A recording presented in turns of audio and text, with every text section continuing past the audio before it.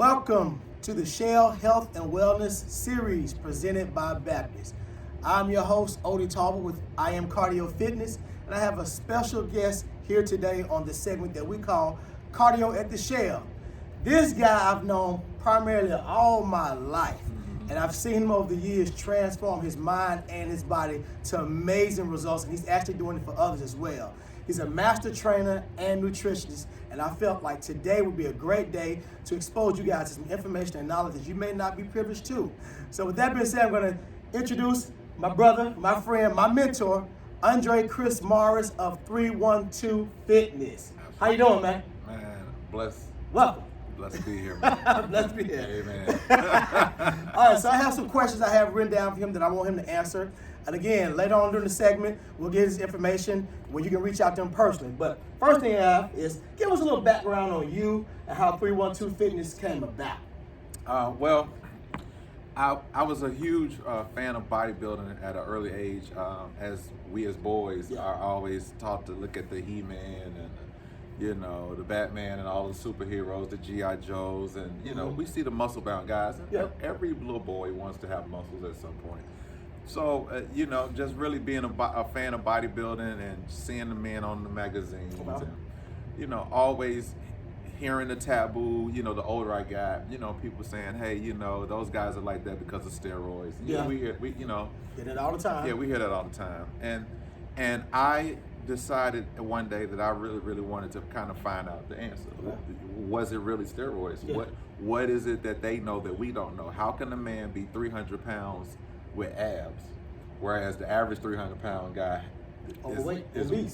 is obese, morbidly obese to that. So I went on the journey and began to get in the gym. I was introduced. I was a fat kid all my life. Very, very, Odie knows that. Very, very, very, very obese. Never lifted weights, never played sports a day in my life. And got into college, pledged my fraternity, and then shout out Alpha Phi Alpha Fraternity Incorporated. No disrespect, we love the Kappas. Everybody couldn't be Alpha, so somebody had to be Kappas. All right, then we're moving along. That's another conversation. But beyond that, one of my big brothers said, "Man," he said, "What you doing tomorrow?" I said, "Nothing, big brother." At this time, I was doing my intake process. Yeah. Right. And at that time it was called intake. And then he said, "I'm gonna take you to the gym tomorrow." And he didn't put it that nicely. He said, "I'm gonna take your fat to the gym tomorrow with me. You're gonna be my personal project." That's exactly what he said. Shout out to Walter Peggs Jr. Macaroni is his name. But he took me to the gym, and I saw all these muscle-bound guys and beautiful women, and I saw him lifting all this weight. He put me up under a bar with a dime on each side. 45-pound bar. 45-pound regular standard bar with one dime on each side. And I couldn't even hardly lift that. So my ego was totally out the door at that point, and to see shorter guys than me doing 275, 2 plates of quarter on each side. So I just kept going, every day kept going. And then I started kind of changing, but I still didn't have abs. And I just was like, what is it that I don't know that these guys know? At some point, fast forward down to the years 2013, myself and Davon Grayson, who's an IFBB pro now and an amazing coach, amazing nutritionist, he and I started together. And we got in contact with a guy named Farshay Jones, who was a good friend of mine prior to even competing. I said, "I want you to coach me. I want to look like a bodybuilder, but I don't want to compete." Yeah. A lot of people say the same thing. I want the looks. I don't want to go through the process. I don't want to compete. No process, just give me the look. Right. So he said, I'm not going to do it because you don't have the discipline. And I was like, what do you mean I don't have the discipline? I was like, I'm actually going to do it. He said, no, the average person doesn't have what it takes to actually, do this. And I said, what do you mean? He said, no. I said, I'm going to do it. I'm going to pay you to do it, pay you to coach me, and I'm going to do it. And he said, okay. And so Davon wanted to compete. He already knew. And so he gave me this diet, told me to follow the regimen, told me how to work out, told me the cardio to do, told me the water to do. I followed his instructions. And in 10 months and 2 days, now 9 months and 2 days, I went from 247 to 177. I remember that. Right. Now, I had stripped all the fat off my body and actually competed because I actually looked well enough to compete, did well, placed and everything. But then I realized how much muscle I really didn't have. Gotcha. So then the goal changed to add muscle because at 6'2", 6'3", at 177 pounds, I look like JJ from Good Times. Yeah. Just cut. But I needed to put on some actual lean muscle tissue, not fat. And so the goal over the years has been to understand how to recomp my body composition into adding muscle tissue. And as I have done so now, I'm currently somewhere like 208 pounds just in my leisure off time. Gotcha. So which is a great, my waistline still is 33, 34, I'm winning. But you know, that's just a personal, I just wanted to find out what it was, and I realized it wasn't steroids. Yeah. A lot of women say, steroids, they make me blow up. No, the Twinkie that you're eating is making you right. Steroids, That's true. right? That's true. Steroids don't do anything That's but true. increase the appetite. Yeah. And then the average person, when they have the appetite, they go into a sweet tooth craving. Yeah. And so that's when they say steroids blow me up. No, steroids don't do that. They increase your appetite. It leads you to something that does. Right. And it really, if you eat healthy foods, it will help your body to heal whatever they're trying to make the body heal. That's true. But Yeah. when you add junk to the fat, then you start blowing up and you want to blame the steroids. So that's what allows the competitive bodybuilder to do chest on Monday and then he can do chest again Thursday because his body has healed so fast. Gotcha. Or her body, or however it is. But I just wanted to find out what it is, and I can tell you honestly, diet, water, cardio, those are the three principal elements to changing your body, as it did me, as it did Odie. Odie was a bigger Husky. We like to say the word husky. Yeah, you don't even hear the words no more. Husky, yeah. And husky was a size, and I didn't even know that was the size of some pants. You didn't know that either. I didn't know it till I later didn't on. know it either, y'all. But man, this is a lifestyle. Yeah. Lifestyle. That means that the way I eat for the rest of my life. Yeah. What you call boring is a lifestyle for us. And so we know where we have to clean up. We know how much true moderation is. I can't while out a week straight and think that I'm just going to still fit the clothes that I do. That's true. I know where my moderation is, and that's what we're trying to share it to people. So that's kind of how I got started, just a personal journey. So in other words, this is not overnight success, but he put in the hard work, and I can attest to it because I saw this physically. I saw him go through the process of changing his mind and body. And so today we're going to talk a lot about foods, because you can be in the gym all day, Right. and if you're not doing what you're supposed to outside the gym, Right. I'm not going to say you're not going to see results, but they will be at a halt, Right. and you will not see them as fast as you should. And you get frustrated, and what happens when you get frustrated, people eventually quit and you go back to the old you, and that's not what we want, all right? Absolutely. So the question I have, and these are some questions that I came up with, and general questions that people will probably ask nutritionists, someone that's mastered this. So why is it important to have a healthy eating regimen?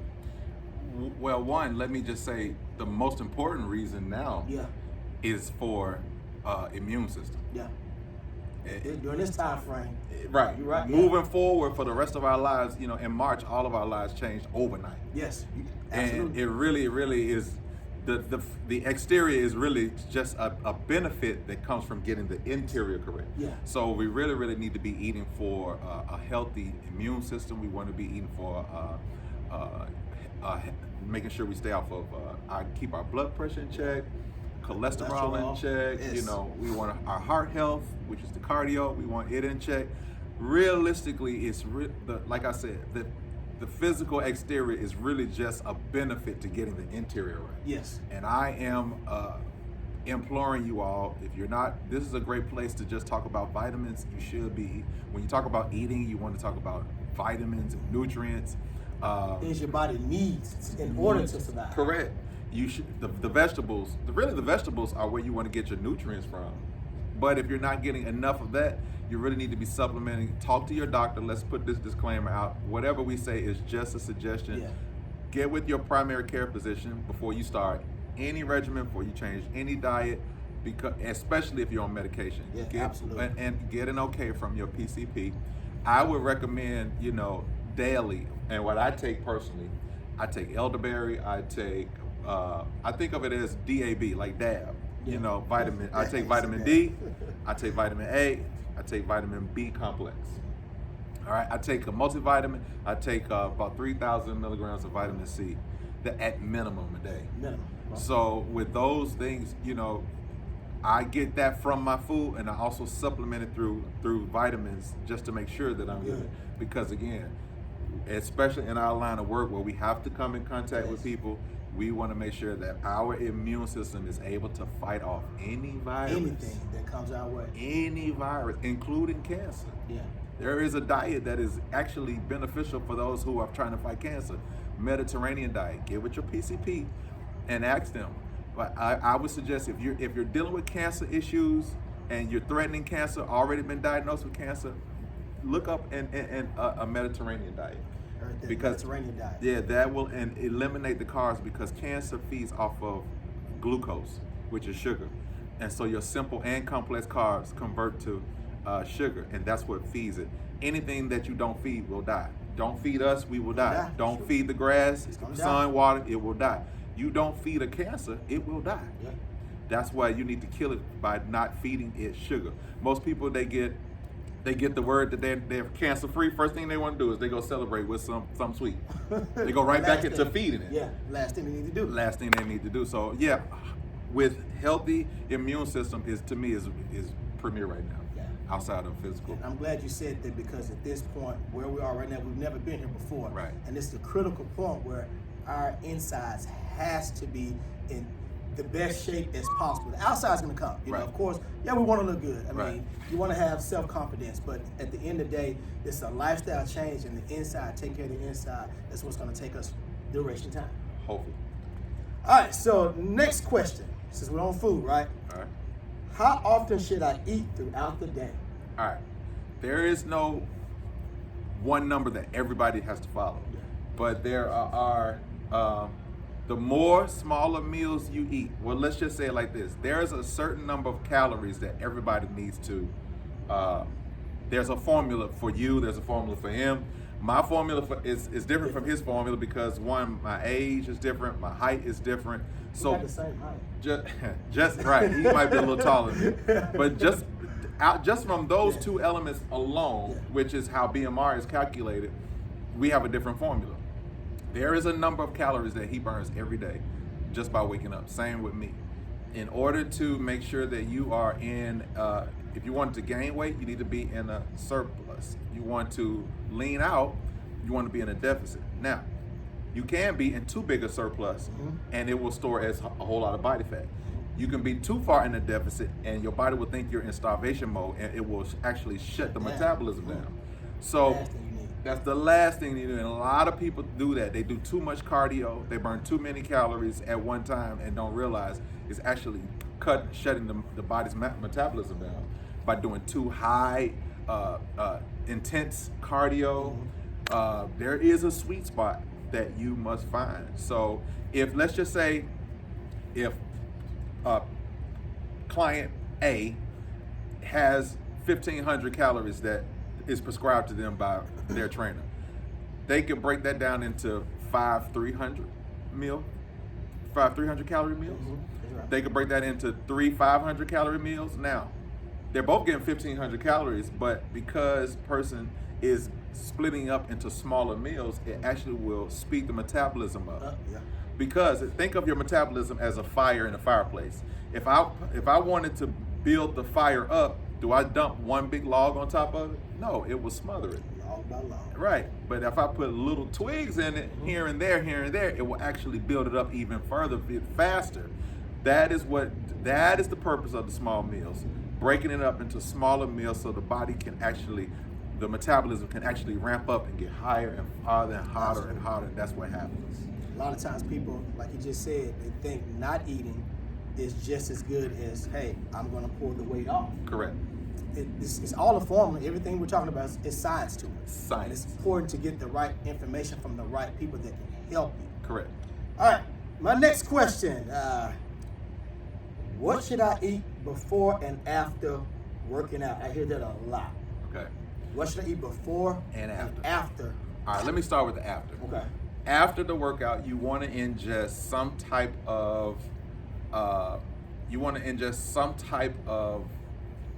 protein in the form of a whey isolate.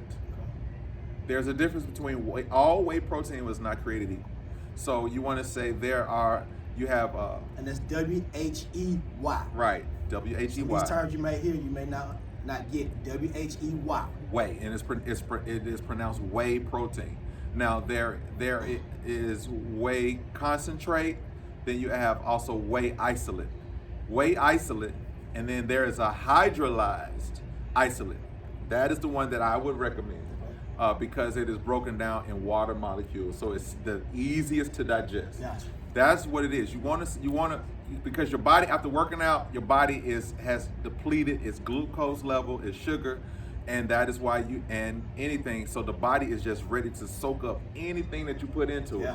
That's the time you want to put some good quality protein in the form of a hydrolyzed whey because it will digest in about 8 minutes. Okay. So that's very, very, very fast, and you want something like that. Even if you take some type of sugar, maybe like in a fruit or something like that, right after immediately, I'm talking about you have a 30-minute window, 30 minute to an hour window to get this done. Yes. The closer to the time you work out is better. So immediate afterwards would be great. So that would be something quick to digest is after. You also need to make sure that whatever you eat before the workout, whatever you eat, you want to make sure that it is digested. Why? Because when you go to work out, the blood in the body, if I'm working biceps, I'm forcing blood into the biceps. But if my food has not finished digesting, then the body has to take some of that blood away from there to do the job of digesting. So you want to make sure that all of your food is digested properly so that all of the blood in the body can go to one area, whichever area you want to. Ladies who want to, they want to get their arms right, they want to get their legs right, they want to work on glutes. Yes.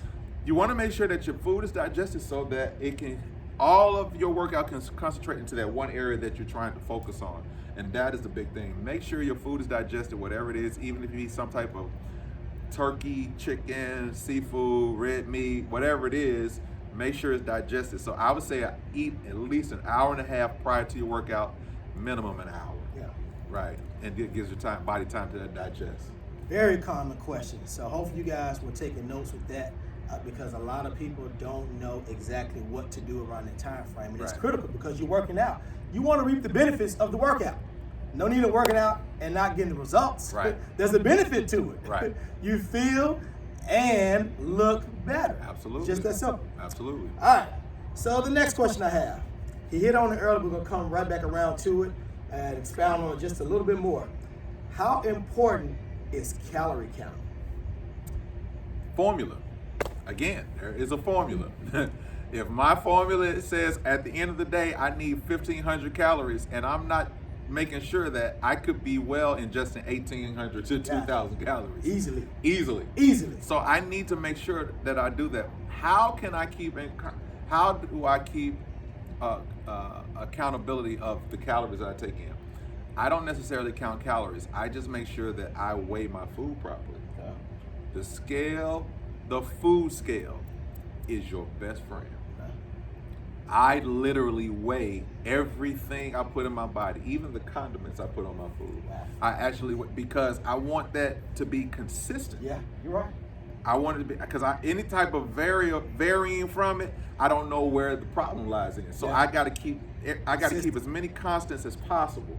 So I have, a scale. If I'm supposed to eat, in fact, one of my clients today, he was eating about 4.5 to 5 grams of 5 ounces of certain food. I pulled him back to 3.8. You can't eyeball 3.8. Yeah. 3.8 looks like 4, looks like 5. They all look the same. Wait. But when you weigh it, On a digital scale, please don't get that little spring thing that y'all think. Throw that out. Give it to Goodwill.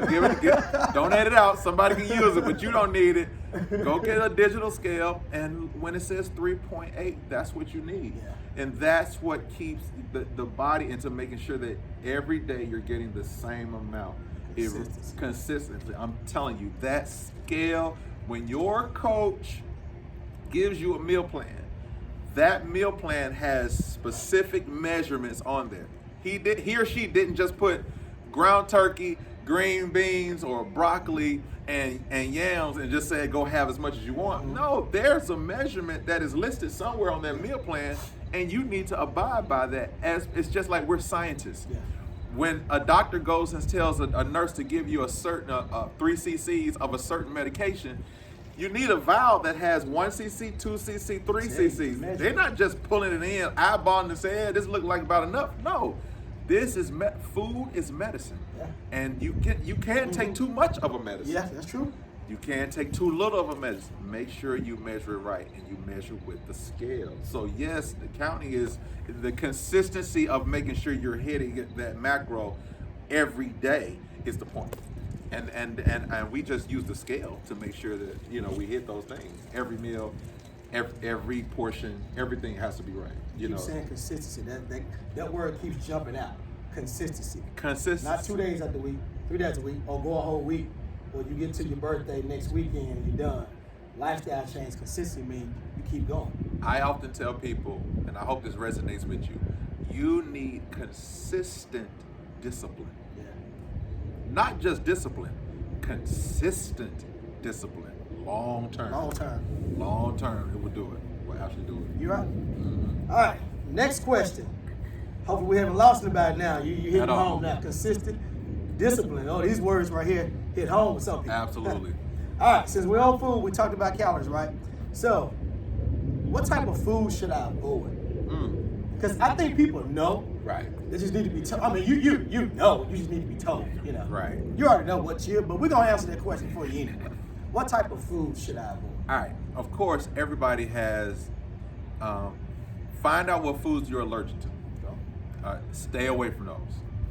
There are a lot of people that are allergic to shellfish and they still eat it. They still eating it. Can't get away from it. Just crack. They just refuse to. Right. They right. No.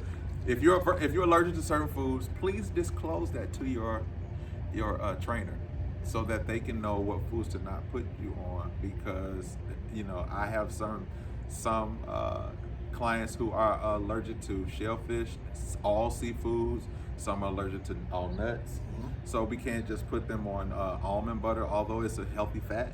Those are things that I need to know so that I can keep away. So it's going to be different for some people, but then of course, a lot of deep fried foods, sugars, y'all know what it is. Yeah. Y'all know what it is. I mean, but we deal with a lot of addicted people, and that is the deeper conversation that we really need to have. That's why when he asked me, and I told him, man, look, this thing, to try to fit it in 15 minutes is so, we just compacting a bigger issue. Yeah. People are addicted to foods. Food is addictive. Sugar is 8 times more addictive than crack cocaine. Wow. That is a fact that you can Google, and there are verifiable scientific documentation and tests that have been made to actually prove that. Sugar is 8 times, we didn't say twice, 8 times more addictive than crack cocaine. Yet it sits on every table in every restaurant in America free of charge. Right there, much as you want. Put a purse full, you can get it, take it home.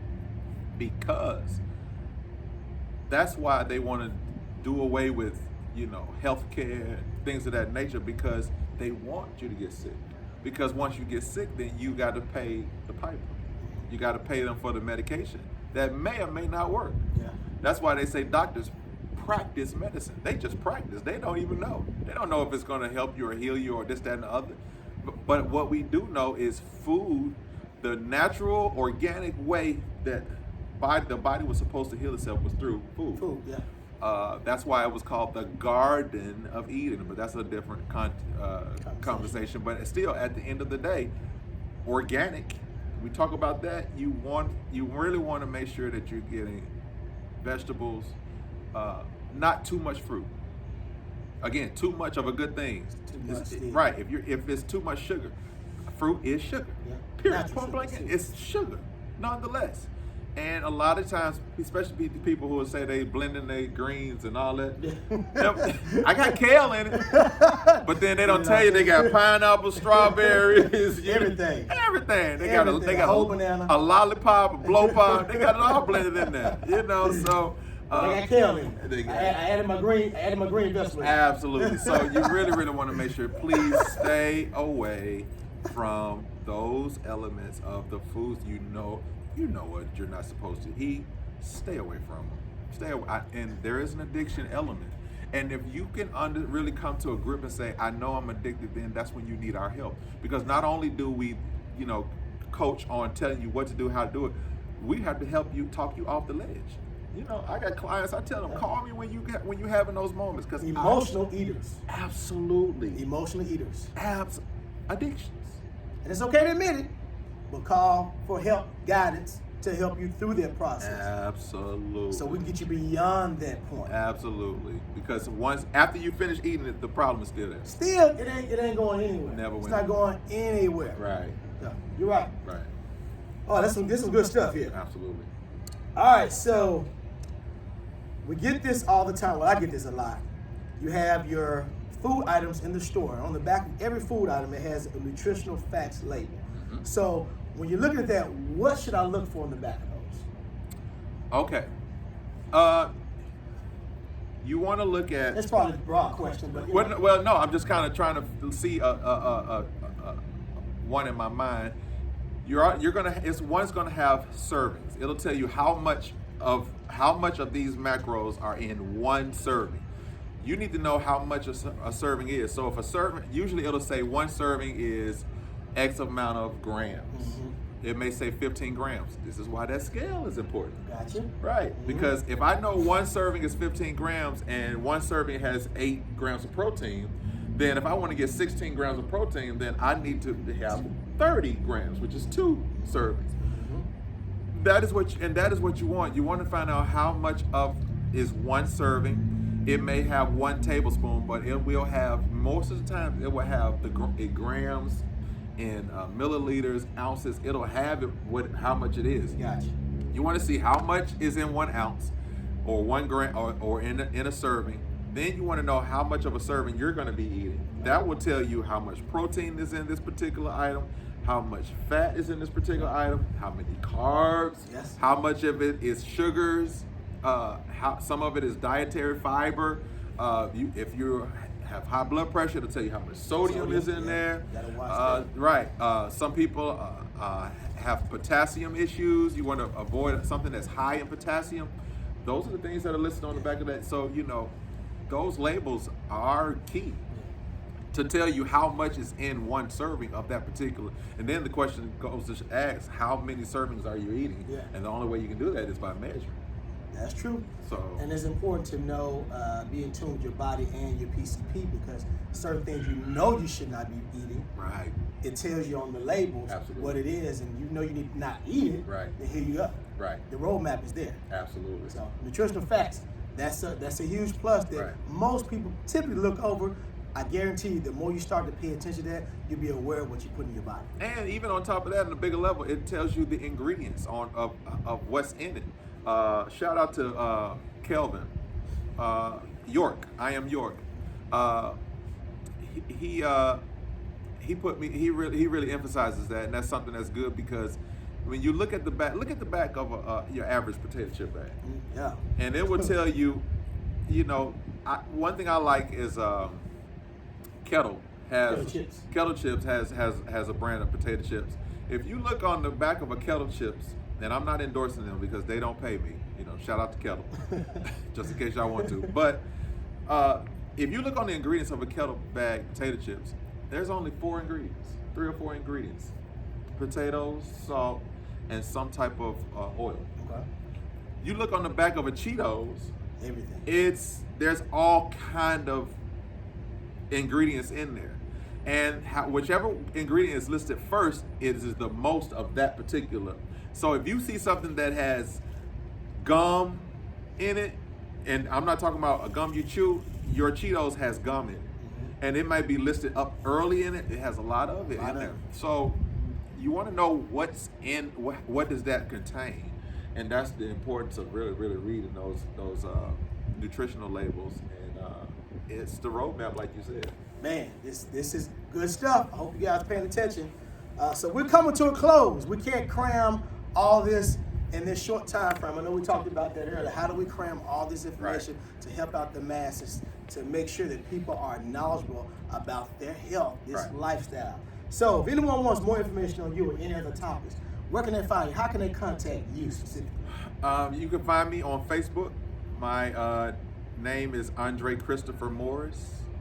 Andre Christopher, ChristopherHer. Morris, M as in Matthew, Orris. My page is open.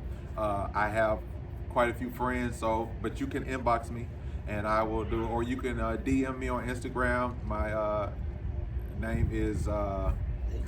Chris Morris, right? Thank you. A. Chris Morris, right? The younger helps the old, right? A. Chris Morris. You can DM me there all together. And that's just kind of how they can get in contact with me. I really do answer the DMs. I answer the if I don't answer in a timely manner, please hit me again. It's easy for messages to get pushed down. You're right. Once you start doing it. But one thing I can say, my goal is to help as many people possible. Lifesaver. I'm not in the position to play God over who I help and who I don't help. We are just vessels, and we are really here. It's not even about the money. If that be the case, then I do know people that only train people who can afford a certain amount. And that's their prerogative. They can do that. But I just know that there are people who are on fixed income. There are people who really need the help. And really, if they had the resources to do it, they would. And so, we have I have packages for, people who can afford the $400 or $500 a month. I have some people who can't afford it. I have $100 a month plan. Again, we just want to see people who just get help. And at the end of the day, I just hope before I close my eyes that I do something, that is deemable, that I can say, that my God will say, well done. I want to help people.